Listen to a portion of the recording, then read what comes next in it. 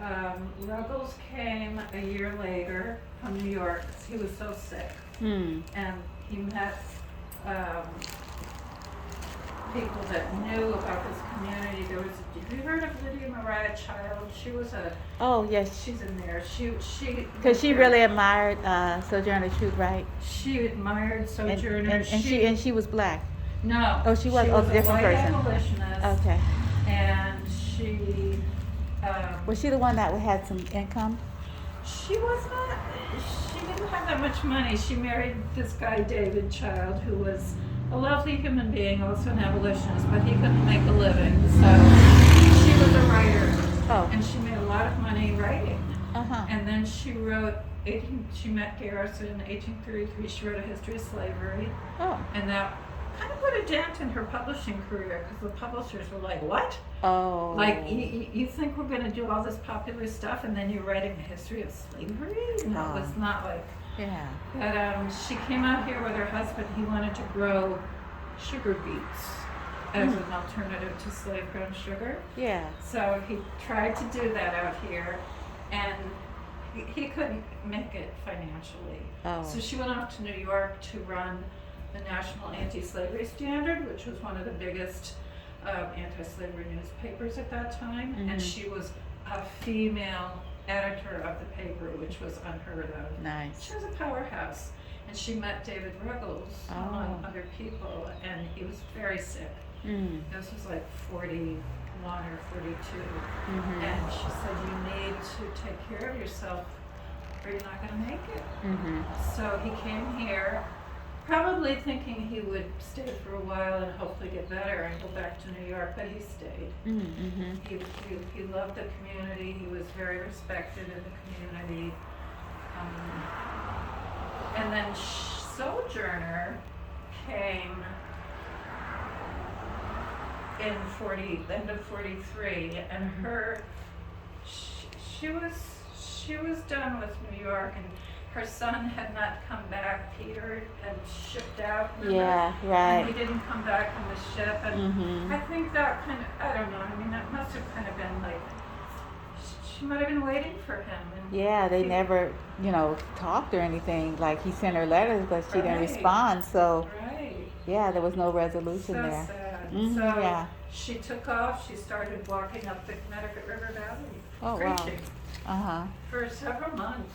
And she made it to Springfield, and it was getting cold, and they're like, there's several communities around that you might be interested in. And she sort of thought about it, and then she came here. And when she got to this factory, she was like, I don't know about this. I mean, it was Spartan.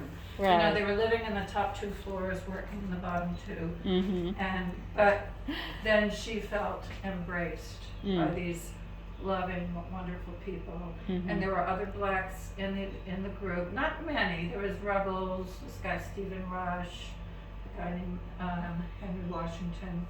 But she saw that she would be embraced here. And so she stayed. Yeah. And I was reading, and today he kept saying, well, she didn't start any anti-slavery speaking until like 1850, 51. That's not true. Right. Her first one was here in Northampton with David Ruggles, 1844. They had a meeting downtown to protest some abolitionists who'd been jailed in the South, and they were having a protest meeting, and she spoke about the workings of slavery in the North. And that was kind of her first public speech where she really talked about slavery. So it wasn't in the 1850s. She started earlier than that, and started sort of integrating more stuff. So what I liked about Margaret her. Washington, I like that quote. She said, "Northampton up in the corner there would change Sojourner's life because she was amidst all these, reformers, activists." Yeah. What I really like about her life is how she lived long enough to show how the more she knew, the more she was exposed to, she was able to adapt Yes. and rethink some of her positions, Yes. unlike other people. That's right. Like she wasn't stuck. Integrated in, and she was not stuck, and she was kind of brilliant. I mean, yeah. So Mhm. what if she couldn't read or write? Boy, could she speak and think on her feet and get other people's arguments and zap them. She was amazing. Yeah, she was really, she was really brilliant. Yeah. Yeah. She's pretty amazing. So I really like it how her children didn't hold it against her that she left them. They took care of her. I thought that was so beautiful. They did. What a story. Yeah, because a lot of them stayed with the Dumonts in they New did. York. Right. The daughters. And then Peter went with her to New York. And then some of them came, got married and came back. Some came here, lived with her in her house in Northampton, which we'll go see. Yeah. And then they lived with her in Michigan. Right. Yeah. I'm so glad that she had her family around her, even though it was hard and they were poor. But I'm so glad she had her family with her when she was older. Yeah. It was really terrible how and they were in the poorhouse. Like both she and her daughters. The woman who raised the funds, who got her a Brave marker. What was her name? She was with her to the end. Yes. She took care of her friend in Michigan. Frances Titus? Yeah. She just dedicated her life. Yeah. To you can see why Sojourner Truth. people would do that. That was really beautiful. That's what you call a friend. That was beautiful. Yeah.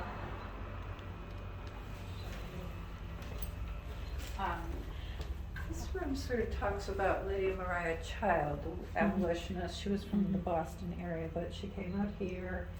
That was the book that she was writing popular stuff and making a living doing that because her husband really couldn't make a living. And then she published this history of slavery. Right, and she's the one that you mentioned became an editor of the magazine. She became the editor of the National, where is it? National Anti-Slavery Standard. There should be like a cover of that paper. Yeah. Yeah, because you know how Garrison, he really wrote a lot. His notes, that's so wonderful. I need to learn more about Garrison. I just know of him. But they were such good buddies, because you remember how he was so radical, particularly when they were arresting white folks. Right. And he was radical. And how, because Washington talks about how he and Truth had so much in common because of how they came up. Like he wasn't from wealth. That's right. And so they understood each other on that kind of a level. Yes. That was really cool, Right. that kind of background. And then the woman, is it Olive? Olive Gilbert, who she dictated her. Yeah, but there was narrative another to. good friend who was sick and they were nursing her and she ended up dying after the book came out. Oh. But she would have been the one that Sojourner Truth would have dictated the book to. That's what Washington said. That's in the Washington. See, I have to reread Margaret So Washington. so remember how Sojourner Truth was? She wanted to make sure that it was her book. Yes. And so her good friend, who she knew better than Gilbert, read the draft before she died. So she had some, she had others, someone else sort of vetting it for her. Right. So when people say, well, she couldn't read, she doesn't know. She did know what was in the book. Right. And her friend knew her really well. Yeah. So I thought that was really great when I read that in the Margaret Washington book. Yeah, she was very astute. And these were some other, her contemporaries. Jacobs Yes. and Sarah Parker Ramon, who was a abolitionist from Boston. She, African American, she went to study medicine in England and became a doctor. Oh wow. Yeah. So these were contemporaries of Lydia Mariah Child. Is that a coin? What is that? Yeah, I think, okay, this was, am I not a woman and a sister? That was the motto of, I just read this in the book that I'm reading. It was a motto because people were saying, did she take, you know, the whole aren't I a woman, ain't I a woman, the whole was that like even said, but that it, whatever, you know, this was the motto of the, is it the Garrisonians? I don't know. We'll have to look it up. Okay. Am I not a woman and a sister? I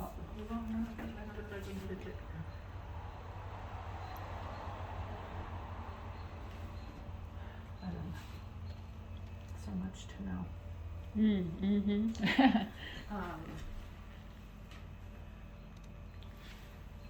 And we have a garden, and so the agricultural, the association had like 500 acres. It was huge. Oh, nice. And they had, you know, all these mulberry trees, and there was a farm area, which is still a farm area. Oh, cool. And there's a house there that the director of the agricultural department lived in. It was an underground railroad stop. And so we have a little plot there where we grow, it's called the child's plot, and we grow sugar beets, like the kind that you use to make sugar, not the kind of beets that you can eat. They're kind of nasty.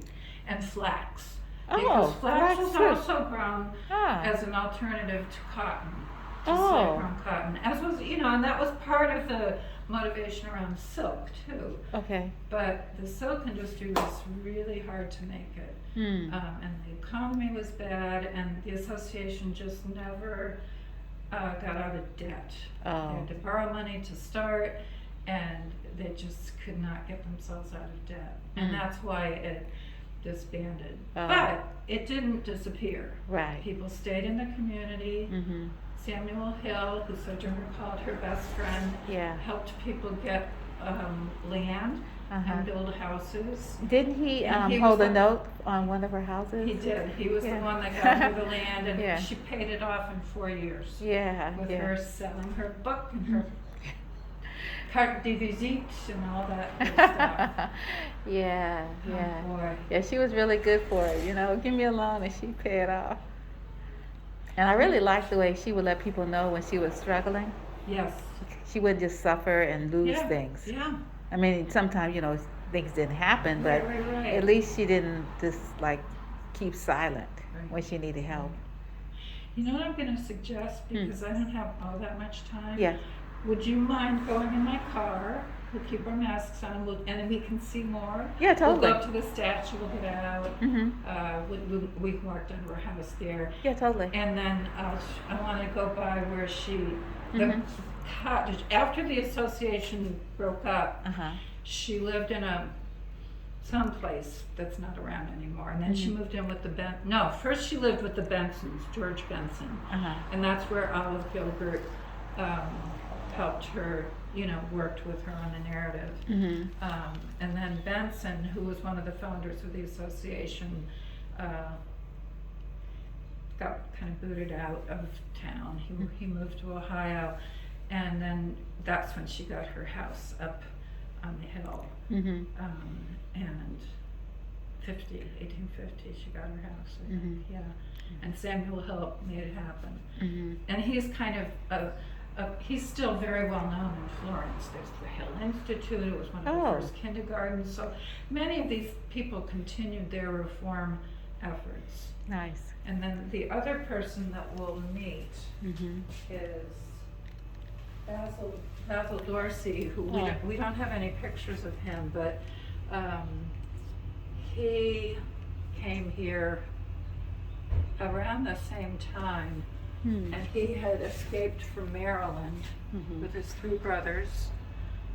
They went to Philadelphia. He got his enslaver came over the border and caught him. And they went to trial, you know, in Philadelphia. And Robert Purvis was an abolitionist in Philadelphia, and they got him a great lawyer. And they got him off on a technicality. They said, you can't prove, you don't have the documentation that proves that slavery is still legal in Maryland. And slavery was really dying out in Maryland. It was so Uh-huh. close to Pennsylvania. Yeah, So he got out, that's great. but Robert Purvis was like, you can't stay here because they're just going to come back for you. Uh-huh. So they sent him to New York to David Ruggles. Oh, And then David Ruggles sent him to Northampton to this house. okay. And then they sent them to their relatives up in Charlemont, which is another hour north of here. Uh-huh. And he stayed there. He was with his wife, 3 children, and then the baby and his wife died. Oh. So Hmm. he, I think, was probably really lonely up there. It was really like, there probably weren't many other African Americans up there. It was very rural. So he came here. Oh, And he knew David Ruggles was here. right. And he bought a house. He bought a second house. He worked in this cotton mill. He was successful. He remarried. He had 14 children. Oh my. Many of them stayed here, and he became a leader Huh. in the community. And this was when the Fugitive Slave Act happened. Mm-hmm. These were all African Americans. They called a meeting downtown, Mhm. which was pretty radical. Mm-hmm. And of course, he's number 1 on it. And they had a public meeting to denounce the Fugitive Slave Act and to get people to support, them. Is this the one where people said they were, having arms to fight? They were, Was if you helped anybody escape in any way, you could go to jail. Mm-hmm. Yeah, but was this when they I don't know, there were a few calls where they were not going to surrender, and they were saying that they would defend people who were coming up. They would keep them safe. Was Yeah. was this that group of men? I don't think so. Okay. No. Okay. But there were a lot of people coming through here. Mm-hmm. The network was very complicated. I mean, there's is that me or you? That's Not me. me. That's you. Hola. Sí, ella acaba de llegar hace como media hora. Sí, sí. Es un punto. Te cuento después. Pero llego como a las 6. No, voy a cocinar. Sí, llego. Okay. Ya mismo. Hungry husband. Are you gonna cook? Are you gonna make something? I'm like, yeah. So yeah, I think let's take a little ride, okay? Okay, I'll show sure. you around a little bit. Okay. Cool. And then we'll come back here and Okay. then I'm probably gonna have to